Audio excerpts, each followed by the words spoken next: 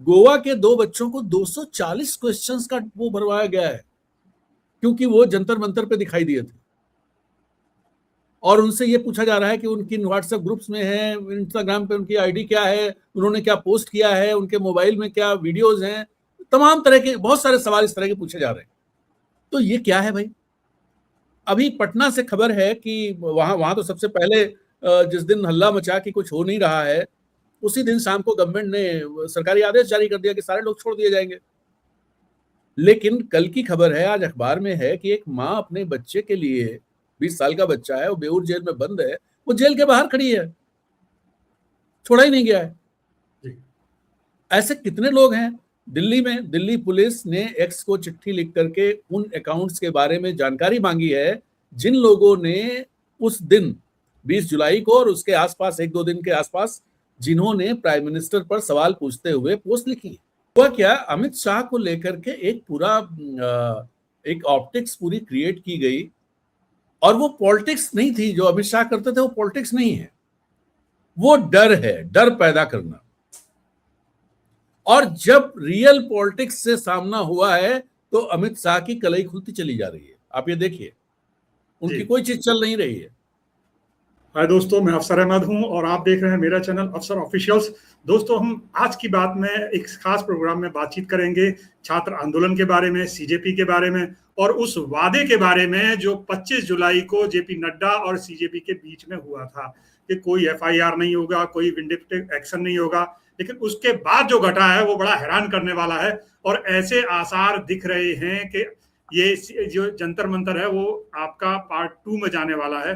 लेकिन क्या ये सचमुच होगा या ये सिर्फ अब एक असंभव सी बात लगती है? इस मुद्दे पर बातचीत करने के लिए हमारे साथ मौजूद हैं राजेंद्र तिवारी जी, सीनियर जर्नलिस्ट हैं और दिग्गज पत्रकार आप कह सकते हैं, बड़े वक्त से इस जर्नलिज्म को देखते रहे।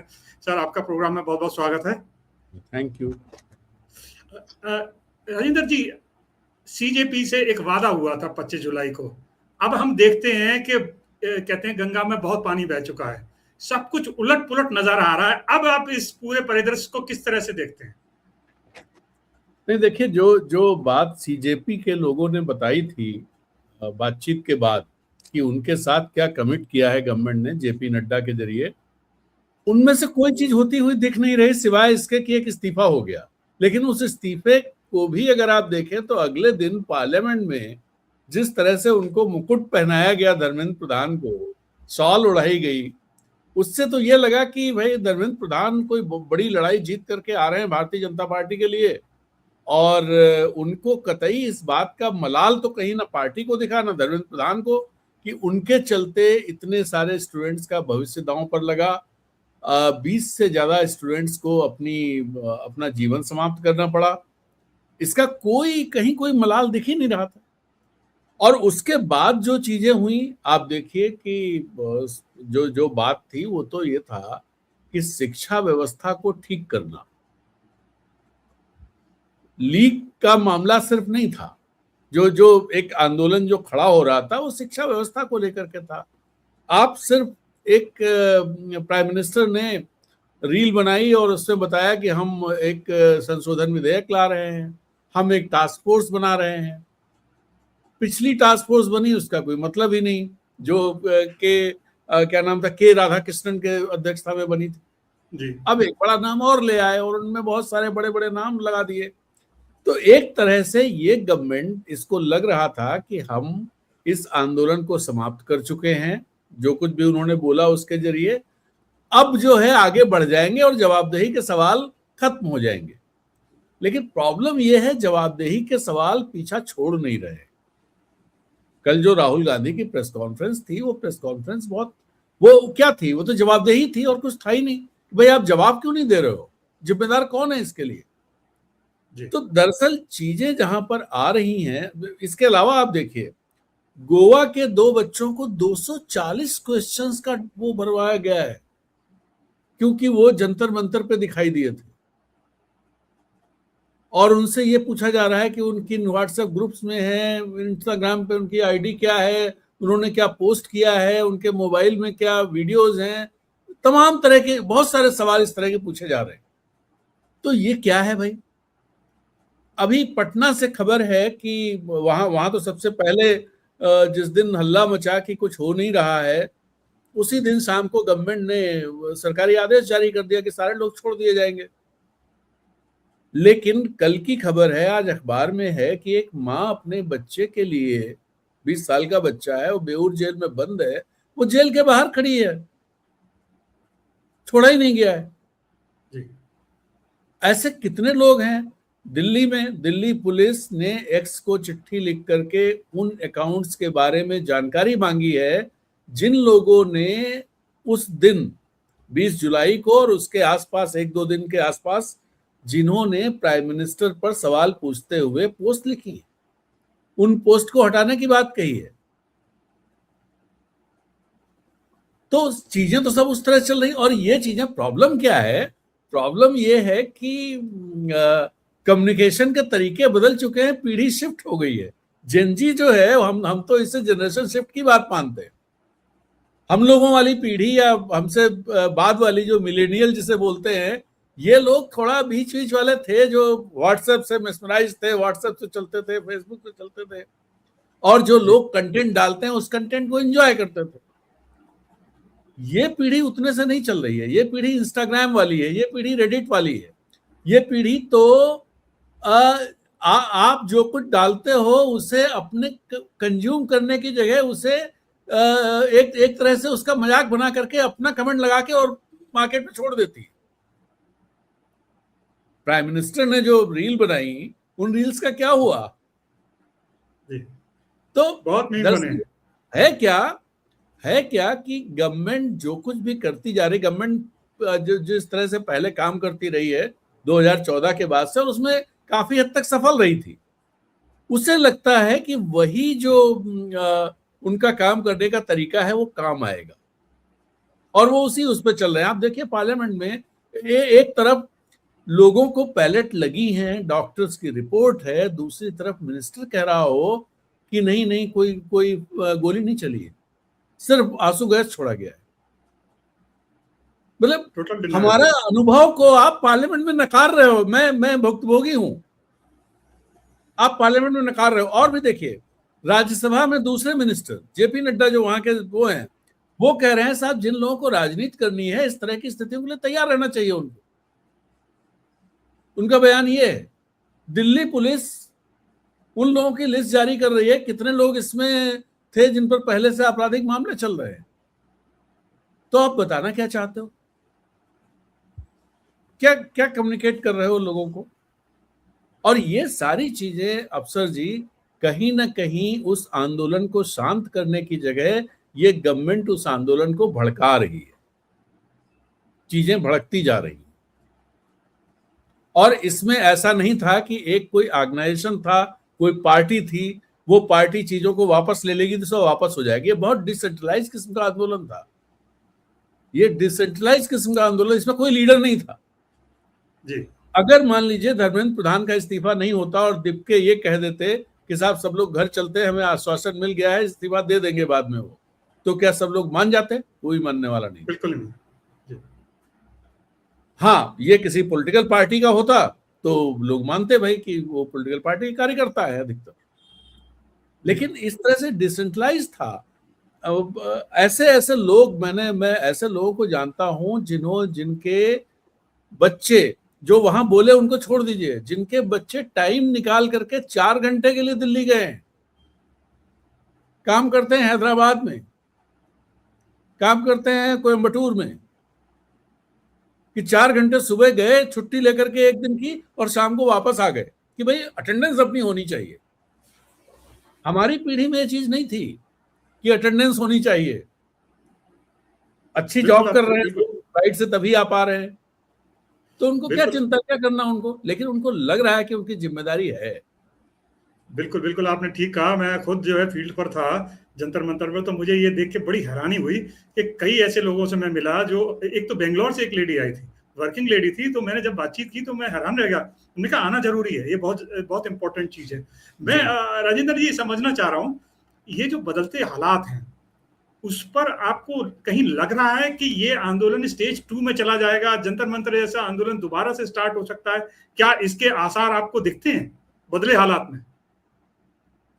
नहीं, हालात कुछ बदले ही नहीं है। दरअसल हालात सिर्फ इतना बदले हैं कि गवर्नमेंट ने जो पहले नीट पेपर लीक पर आंदोलन था और धर्मेंद्र प्रधान के इस्तीफे को लेकर के था, उसको उन्होंने सिविल लिबर्टी के उस पर इशू पर लाते चले जा रहे हैं। ये गवर्नमेंट की वजह से आ रहा है। कहने का तात्पर्य यह है कि बड़े लोकतांत्रिक इश्यूज पर यह आंदोलन शिफ्ट हो जाएगा। ये सवाल सिर्फ उतना नहीं बचेगा कि पेपर लीक नहीं हो और पेपर लीक क्यों हो रहा है, वहां से बढ़ करके बड़े जो जो जो मतलब हमारी डेमोक्रेसी जिन सवालों का सामना कर रही है, उन सवालों की तरफ शिफ्ट हो रहा है आंदोलन। और इससे कोई राहुल गांधी शिफ्ट नहीं कर रहे हैं, इस बुलावे में नहीं रहना चाहिए। किसी अखिलेश यादव, राहुल गांधी या जो भी महुआ मोइत्रा और इन सब के चलते वो शिफ्ट नहीं हो रहा है। वो दरअसल एक तो जो जो अनुभव है जन जी का, अपना अनुभव है, अनुभवजन्य चीजें हैं, और गवर्नमेंट उन अनुभवों पर जिस तरह से अटैक कर रही है, उनको झुठला रही है, इसका। और आप देखिए 4-5 दिन से आपको प्राइम मिनिस्टर मोदी कहीं दिखाई दिए? नहीं। क्यों नहीं दिखाई दिए भाई? इतना ज्यादा दिखने वाला आदमी जो हमेशा बात ही करता है, हमेशा अखबारों की फोटो में, हमेशा चैनल पे, हमेशा अपने सोशल मीडिया पर कुछ ना कुछ लगता रहता है, हमें तो नहीं दिखे। अमित शाह कहीं दिखाई दिए? नहीं, कुछ संसद में ही नहीं आ रहे हैं। तो भाई, और अमित शाह तो उन नेताओं में रहे, मैं मानता हूं प्राइम मिनिस्टर मोदी नहीं आते थे संसद, लेकिन अमित शाह तो बैठे होते थे। अमित शाह तो सुबह से शाम तक बैठने वाले नेताओं में मैंने देखा है कई बार। और जब कोई इंपॉर्टेंट वक्ता बोलता था, चाहे वो लीडर ऑफ अपोजिशन हो या लीडर ऑफ अपोजिशन के अलावा भी कुछ जो दूसरे इंपॉर्टेंट लोग हैं, वो लीडर्स बोलते थे, अमित शाह जरूर होते थे हाउस में। इस बार तो बिल्कुल नहीं दिखाई दिया। अच्छा, एक सवाल मैं और राजेंद्र जी पूछूंगा। आपने अमित शाह जी का नाम लिया। अमित शाह मतलब 10-12 साल के बाद चाहे जो भी हुआ हो, लेकिन वो सीधे निशाने पर नहीं आए। क्या आपको लगता है कि कल के बाद जैसे राहुल ने स्टैंड लिया, पूरा फोकस जो है उन्हीं की तरफ शिफ्ट हुआ कि इनकी जो गलतियां हैं उस पर डिस्कशन नहीं हो रहा है? इसे आप कितना गंभीर समझते हैं? सरकार के लिए बड़ा खतरा मानते हैं? नहीं, दरअसल आप राहुल की राजनीति को देखिए। हुआ क्या, अमित शाह को लेकर के एक पूरा एक ऑप्टिक्स पूरी क्रिएट की गई, और वो पॉलिटिक्स नहीं थी। जो अमित शाह करते थे वो पॉलिटिक्स नहीं है, वो डर है, डर पैदा करना कि भाई फाइलें रखी हैं हमारे पास, ये रखा है, वो दिखा देंगे, ईडी है, सीबीआई है, इनकम टैक्स, सारी चीजें हैं। तो ये माना जाता कि अमित शाह कोई भी काम कर सकते हैं। क्यों कर सकते हैं? क्योंकि उनके वो साम दाम दंडभेद वाली बात चलती है उनके साथ, कि वो हर चीज का इस्तेमाल जानते हैं। दरअसल वो पॉलिटिक्स मतलब एक राजनीतिक रणनीतिकार से ज्यादा वो एक क्या बोला जाए, जो आप ये कह सकते हैं कि लोगों को डरा धमका करके अपना उल्लू सीधा करने के काम में बहुत माहिर व्यक्ति है। और जब रियल पॉलिटिक्स से सामना हुआ है तो अमित शाह की कलई खुलती चली जा रही है। आप ये देखिए, उनकी कोई चीज चल नहीं रही है। ये रियल पॉलिटिक्स है। और अभी तक क्या था कि विपक्ष को उन्होंने सारी मीडिया का इस्तेमाल करके और सोशल मीडिया का इस्तेमाल करके वो एक माहौल बना रखा था कि विपक्ष तो बिल्कुल भ्रष्ट है, आखंड भ्रष्टाचार में डूबा हुआ है, ये सारे लोग जमानत पर निकले हुए हैं, ये लोग मुंह में चम्मच लेके पैदा हुए हैं, इनको तो जनता का दुख दर्द पता ही नहीं है। सबको, वे तेजस्वी हो, चाहे अखिलेश हो, चाहे राहुल गांधी हो, सबको वो उसी तरह से, या स्टालिन वगैरह हो, सबको उस पर नापते थे और लोग स्वीकार भी करते थे। प्रॉब्लम क्या हुई, पहले मैं टेक्नोलॉजी से इसको जोड़ता हूं कि आप देखिए, जो पहले जो सोशल मीडिया था और जो पूरा इन्वायरमेंट था, उस पे भारतीय जनता पार्टी का कब्जा था। और वो ऐसा बना रखा था कि सुबह शाम एक ही इंफॉर्मेशन, प्राइम मिनिस्टर मोदी वो बोल रहे हैं, व्हाट्सएप पे वही आपके पास इंफॉर्मेशन चली आ रही है, जो बड़े लोग भेज रहे हैं, कोई प्रोफेसर है, कोई रिटायर्ड वाइस चांसलर है, रिटायर्ड जज है, वो लोग वो इंफॉर्मेशन आपके पास भेज रहे हैं। फिर आप सवेरे अखबार पढ़ते हैं तो भी वही पढ़ते हैं, फिर आप टेलीविजन देखते हैं तो भी वही देखते हैं। और ऐसा तो हमारा काम है ना, हम पत्रकार हैं तो हम हर समय खबरों में बने रहते हैं, लेकिन जिसकी रोजी रोटी पत्रकारिता नहीं है वो तो टाइम से अपने देखता ना, बाकी अपना रोजी रोटी का काम करता है। तो वो इस उसमें फंसा हुआ था। एक तो ये था जिसके चलते उनकी बात चल पा रही। दूसरा, एक बड़े बड़े ऑप्टिक्स क्रिएट करते थे, लोग लगता था हाँ यार बात तो सही है, देश दुनिया का सबसे बड़ा मैन्युफैक्चरिंग हब बन जाएगा, चीन को ये कर देगा, आत्मनिर्भर बन जाएंगे, ये चीजें चली। स्वच्छ भारत होना ही चाहिए भाई, हमारी गली साफ होनी चाहिए, बड़ी अच्छी अच्छी बातें सब थी। ओपन डिफेकेशन नहीं होना चाहिए, बिल्कुल नहीं होना चाहिए। लेकिन कुछ दिन तक तो ये दबा छुपा रहा, फिर इनकी असलियत सामने आने लगी कि कुछ हुआ तो है ही नहीं। आप कहते हो कि हमने साहब मोबाइल में हम दूसरे नंबर के एक्सपोर्टर हो गए, लेकिन उसके साथ ही चाइना से उसका आपका इंपोर्ट बढ़ जाता है जी। और ईरान वार ने तो सारे पोल ही खोल के रख दी कि आप क्या है, आपने क्या किया। ये इसमें दिख गया भाई विश्व गुरु और हम सबके सारे हर देश हमसे पूछ करके बात करता। ऑपरेशन सिंदूर में एक देश खड़ा होने वाला नहीं था। तो चीजें खुली, पहली बात। दूसरी, जो नई टेक्नोलॉजी आई है, इस टेक्नोलॉजी ने इस गवर्नमेंट को एक्सपोज कर दिया।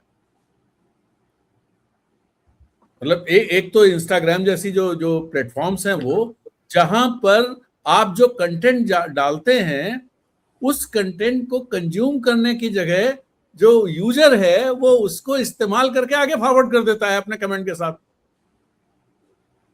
बिल्कुल, ये चीजें हुई। दूसरा, एआई ने दरअसल जनजी के हाथ में वो ताकत दे दी कि हम सही झूठ जो जो बोला जा रहा है उसमें फर्क करने के लिए हमारे पास एक सुविधा है जबरदस्त तरीके की, जो दुनिया का हर डेटाबेस तलाश करके ले आएगी सच्चाई क्या है।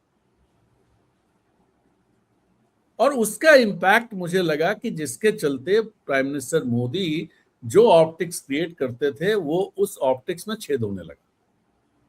और यही वो जनरेशन है जो उसके एआई को लेकर के बहुत इजी ढंग से इस्तेमाल करती है। हम लोगों की जनरेशन में बहुत सारे लोग उससे बड़ा मेस्मराइज्ड रहते हैं। एआई, अरे उन्होंने हमारा फोटो ठीक कर दिया।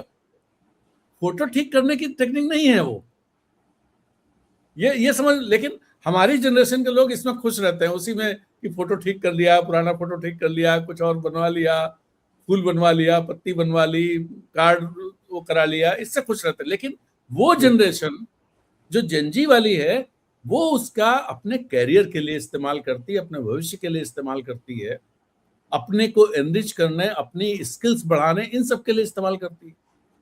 तो वहां पर आकर के ये जो पूरा ऑप्टिक्स था, ये ऑप्टिक्स टिक नहीं पा रही।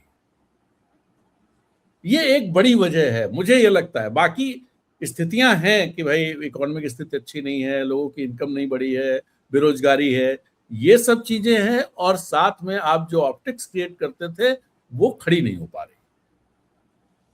अच्छा, ये एक एक सवाल बड़ी मैं आपसे वजह और लग रही है जिसकी वजह से ये स्थितियां आ गई हैं सामने। जी, एक सवाल मैं और पूछूंगा कि जैसे ही 25 तारीख को ये डील हुई, उसके बाद पहले भी कोशिश हो रही थी गोदी मीडिया की तरफ से कि किसी तरह इस पूरे आंदोलन को डिफेम किया जाए या मतलब डिस्क्रेडिट कर लिया जाए, जैसा कि उनका पुराना टूल है काम करने का।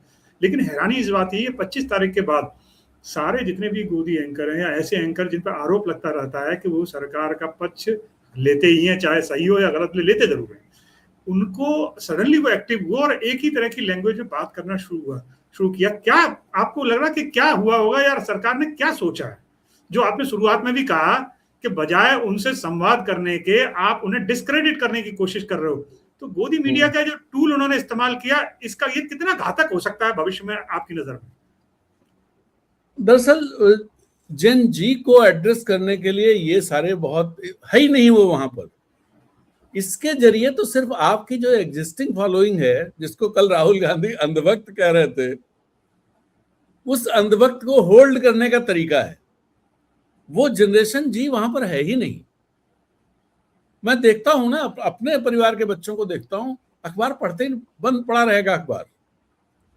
उनको मतलब ही नहीं है अखबार से, उनको टेलीविजन देखते ही नहीं, वो कभी आके नहीं बैठते हैं, टेलीविजन खोलते ही नहीं है। वो मैं जो बता रहा हूं कि सारी इंफॉर्मेशन वो अपनी सोशल साइट से और उन ग्रुप से लेते हैं, और ऐसा नहीं है कि वो इन्फॉर्म नहीं रहते हैं, वो हमसे बेहतर इन्फॉर्म्ड रहते हैं, हमसे बेहतर इन्फॉर्म्ड रहते हैं। तो इसका कोई इम्पैक्ट उस पर पड़ने वाला नहीं है। और उस मीडियम पर जहां शुरू में उन्होंने पकड़ा था कि भाई इंस्टाग्राम पर जाना चाहिए, कैबिनेट में उन्होंने कहा सारे मंत्री लोग इंस्टाग्राम पे जाएं, लेकिन प्राइम मिनिस्टर हिम्मत नहीं कर पा रहे हैं उसके बाद जाने की, क्योंकि वहां की जो ग्रामर है वो अलग है, वो बहुत डिसेंट्रलाइज्ड है, और वहां आप कुछ भी ठेल करके बच के निकल नहीं सकते। अच्छा राजेंद्र जी, मैं आखिरी सवाल पूछूंगा आपसे कि इस पूरे, जब से ये आंदोलन शुरू हुआ तब से एक चर्चा साथ में शुरू हुई थी कि विपक्ष जो है काफी कमजोर है, वो कोई स्टैंड नहीं ले पाता, जो आलोचना होती रहती है। लेकिन आपने क्या पाया? ये जो आंदोलन हुआ उसके साथ ऐसा लग रहा है जैसे राहुल गांधी ने वो बैटन पकड़ ली, जो बैटन छोड़ दी छात्र संगठनों ने कि भाई हमारा ये आंदोलन यहाँ है। क्या आपको लग रहा है कि विपक्ष ने उसको आगे बढ़ाने के लिए कुछ एक्टिविटी की है, जिस तरह से संसद में बोला गया है और घेरा गया सरकार को? इसे आप किस नजर से देखते हैं? यह आंदोलन कितनी ऊर्जा भरेगा विपक्ष में, मैं ये समझना चाहूँ।